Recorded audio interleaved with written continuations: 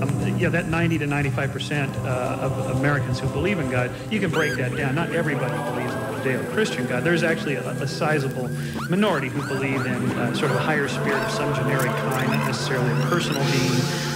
Stephen Hawking says we'll know the mind of God. He doesn't mean the Judeo-Christian personal God who we can pray to. He means the cosmos as a whole. And to me, what really turned me around when I was a born-again Christian, that really challenged me, was the idea that there are so many different kinds of gods. Unfortunately, in our world today, you hear all these different things about there's different ways to get to God. Different kinds of gods. But Jesus himself said, I am the way and the truth and the life, and nobody gets to the Father but by me.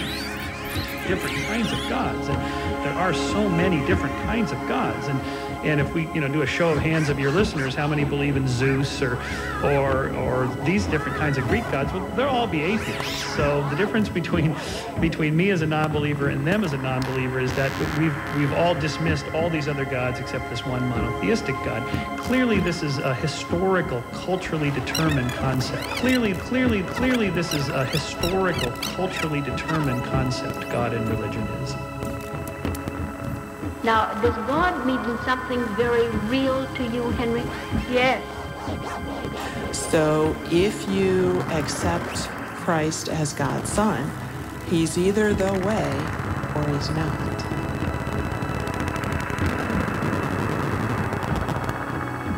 Freud called religion an illusion. God and religion is. Was there ever a time when you were puzzled? Clearly a historical, culturally determined concept, God and religion is. Was there ever a time when you were puzzled? Sounds pretty exclusive. Christ is the only way. Those who actually believe, accept, walk with him in faith, they are the ones that will be in heaven. The people that will be in heaven are those who have invited Christ in. I'm going to be there, are you? Freud claimed religion is an illusion, but our science is not an illusion. Darwin had shown us that we descend from monkeys, that Copernicus has said we are not the center of the universe, and Freud was saying, come down from your heights, human beings.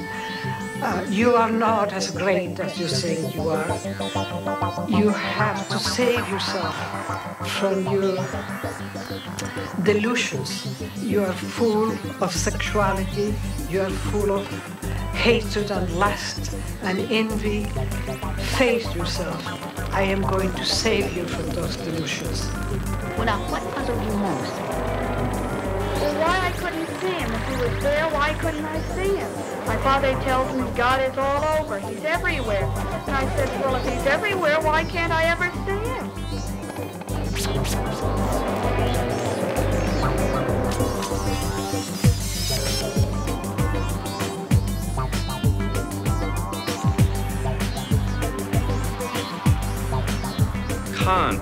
Immanuel Kant, Bertrand Russell said, we don't know the intrinsic nature of the physical world. The intrinsic nature of the physical world is just revealed to us from the outside, from how it looks, from how every physical particle affects every other physical particle. But what's it like in itself? What's the thing in itself?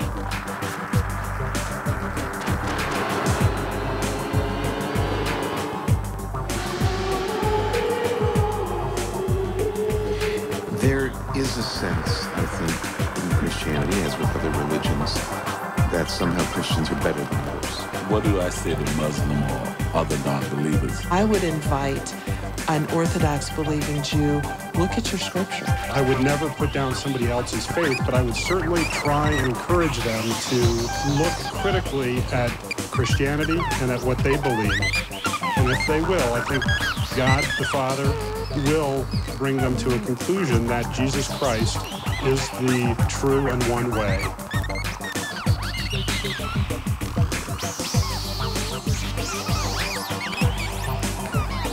And how about isn't there a huge arrogance in all this that, God is beyond definition, beyond pigeonholing and describing fully? It's not. Any definitions are provisional, and to say someone else's understanding of God is simply wrong would be a spiritual arrogance. Well, only from those who are relativists. I'm not a relativist. I'm an absolutist. The thesis of how we believe is that humans are pattern-seeking, storytelling animals. It is almost impossible for us to look out at nature and not find some sort of pattern and then tell a story about it. That's what myths and stories are all about, is giving some meaning to the pattern. Now the question is the pattern real or not? The one best method we have for determining that is science. And, only in America would a conversation like this consistently be brought back to this need to prove God. Look, you can't prove it. Let me just say it as clearly as I can. There are no proofs of God. May I? Whether there is a God or not, nobody knows. We'll find out, I guess, in the end.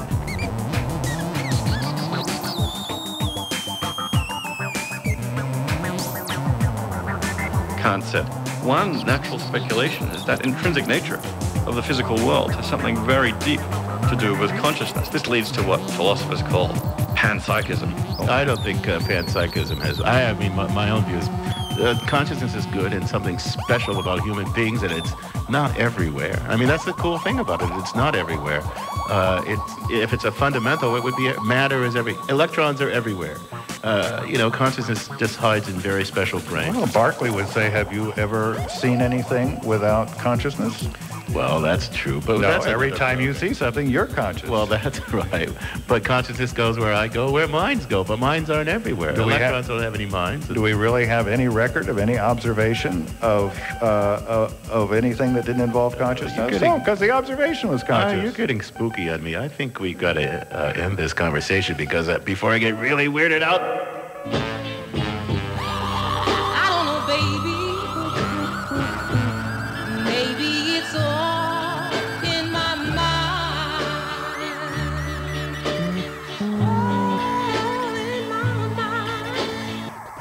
It's all in your head, FM.